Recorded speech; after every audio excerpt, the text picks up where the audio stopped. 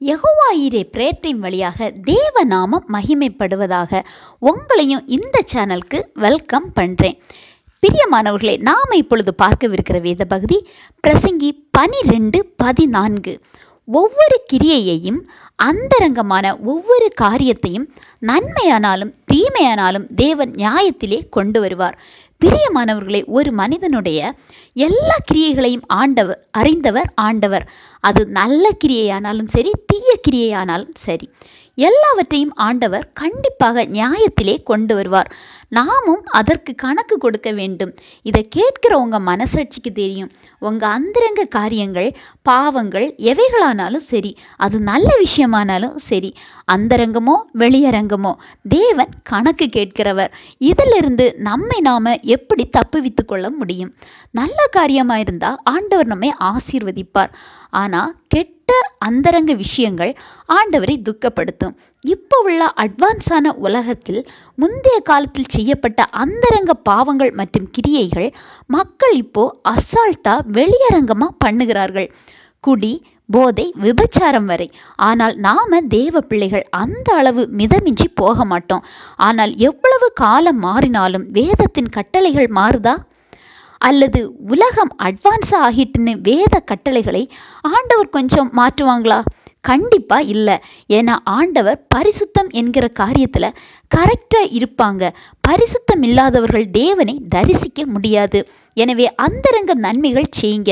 நிறைய பேர் யாருக்கும் தெரியாமல் ஏழைகளுக்கு எவ்வளவோ உதவி பண்ணுறாங்க, அது ஓகே.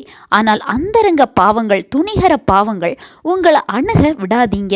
சங்கீதம் 19:12-13 பார்க்கும்போது, மறைவான குற்றங்களுக்கு என்னை நீங்களாக்கும், துணிகரமான பாவங்களுக்கு உமது அடியேனை விலக்கி காரும், அவைகள் என்னை ஆண்டு கொள்ள ஒட்டாதிரும், அப்பொழுது நான் உத்தமனாகி பெரும் பாதகத்துக்கு நீங்களாயிருப்பேன் என்று சங்கீதக்காரர் சொல்லுகிறார்.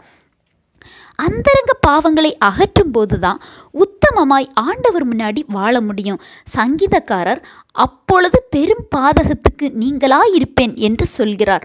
அப்போ ஆண்டவர் முன்னாடி அந்தரங்க மற்றும் துணிகர பாவங்கள் பெரும் பாதகத்துக்கு சமம். இப்போ யோசிங்க, அந்தரங்க காரியங்கள், பாவங்கள்னால வெளியே சொல்ல முடியாம, விடுதலை பெற முடியாம தவிக்கிறீங்களா? இதில் இருந்து வெளியே வரணும்னு நினைக்கிறீங்களா? உண்மையாக நீங்கள் அப்படி விரும்பினா, ஆண்டவரிடத்தில் மன்னிப்பு கேட்க தயார்னா, விடுதலை தர ஆண்டவரும் தயார் தான். அவரோடு சேர விரும்புகிற யாரையும் அவர் கைவிடுகிறவர் அல்ல. அது மட்டுமல்ல, என்னால் வெளியில் வர முடியலை, நான் முயற்சி பண்ணிட்டேன் அப்படி நினைக்கிறீங்களா? ஆண்டவரால் கூடாத காரியம் ஒன்றுமில்லை. மனுஷீகமாக நீங்கள் இதை மாற்றணும்னு நினைக்கும்போது உங்களால் முடியாது. ஆனால் ஏசப்பா கிட்ட, ஆண்டவரே இதை மாற்ற எனக்கு உதவி பண்ணுங்க அப்படின்னு நீங்கள் தொடர்ந்து செபிக்கும்போது நீங்கள் விடுதலை பெற கண்டிப்பாக ஆண்டவர் உங்களுக்கு உதவி செய்வாங்க. ஒப்பு கொடுங்க.